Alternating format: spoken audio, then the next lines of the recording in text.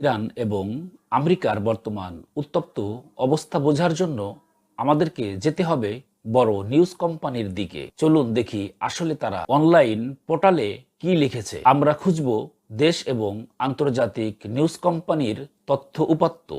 চলুন প্রথমে দেখি দেশের প্রথম লেভেলের নিউজ কোম্পানি কি বলে। দৈনিক যুগান্তর, আমেরিকা হামলা চালালে ইরানও কঠোর জবাব দেবে খামেনি। আমাদের সময়, যুক্তরাষ্ট্রকে কঠোর জবাবের হুঁশিয়ারি খামেনি। কালবেলা, বোমা হামলার হুমকি ট্রাম্পের, জবাবে প্রস্তুত ইরান।